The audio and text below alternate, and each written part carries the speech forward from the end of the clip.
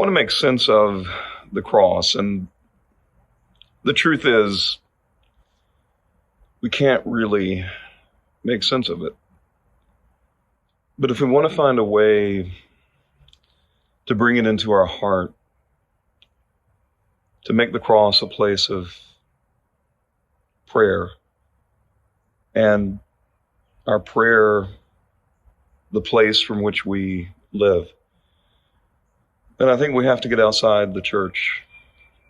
I have to come to places like this. There are cross kinds of places in our world, and this is one of them. Sitting here in the shadow of luxury condos for the wealthy that used to be a house of hospitality for folks on the streets. This back alley is still here. You still find our friends seeking shelter here, seeking refuge. This back alley is like a lot of alleyways and underpasses, bridges, hidden places. But these are the cross places of the world. It's here that we can pray. It's here that we can bring the cross into our heart.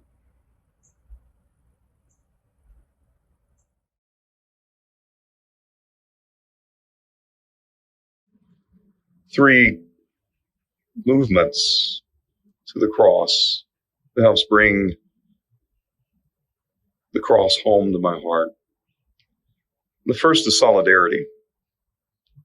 It's what the whole incarnation is about. God comes to save us by being with us. The cross is that defining moment where in the depth of our suffering, in the depth of our pain, in the depth of our inhumanity to one another,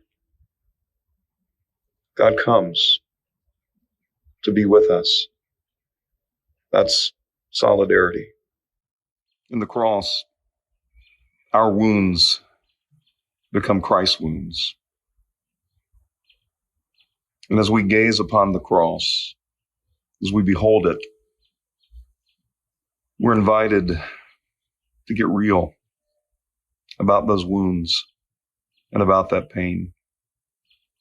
As we look upon the one who wrongly was crucified, executed, cruelly tortured, beaten, a miscarriage of justice, we're invited to see in Jesus all the innocent victims of human cruelty. God didn't cause the cross. God doesn't cause human suffering. So often suffering is what we cause one another, whether it's one-on-one in the way that we treat each other, or it's our systems, our communities, our institutions, sometimes even our families. Suffering comes in many forms, but God comes to be with us.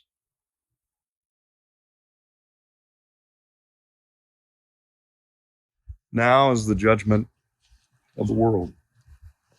That word judgment, it's scary. It's got a lot of baggage, as you've heard us talk about before. But really, it's a Bible word for justice. Judgment is justice making. And in the cross, there's a judgment. In the cross, there's some justice making. The judgment is that as we see God come to be with us in our suffering, having solidarity with us, well, it reminds us that we're participants in the very systems, in the very actions, in the indifference that creates so much of that suffering. That's the reality. And it hurts.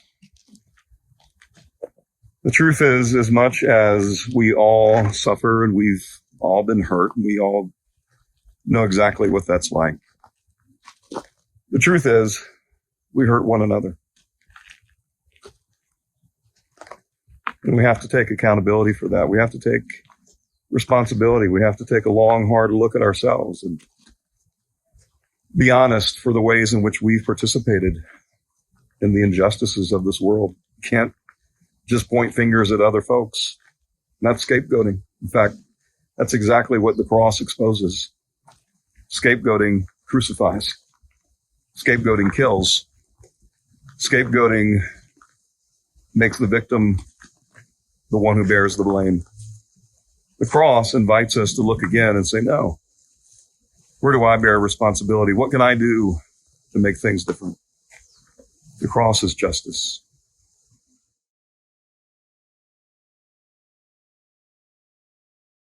And then finally, the cross saves us. God comes to be with us, share with us, help us to see the ways in which we fail to love one another, and worse, harm and oppress and hurt one another. But then God invites us to reconciliation. God invites us not only to see the ways in which we've been complicit and find comfort in the ways in which God shares our suffering, but God invites us to a new world. And at the end of the day, that's what the cross is inviting us to. You see, God so loves us that God comes to be with us. And as that less famous verse in the Gospel of John, John 3:17 says, not to condemn us, to save us from ourselves, but not only to save us from something, to save us for something, to call us into that holy image in which we were created. If God is love and we're created in God's good image, then we are created in the image of love. And we only find our fulfillment in loving. The cross is part of what loving in a broken world looks like. But there's hope. There's a new world on the other side of the cross. There's a new world in the resurrection. So, when I pray the cross, that's what I pray. When I pray the cross, I pray to the God who comes to back alleyways still, who we can find underneath the bridges, at the margins. Wherever there's human suffering, there we find the cross. There we also find justice. And there I say, there we also find salvation.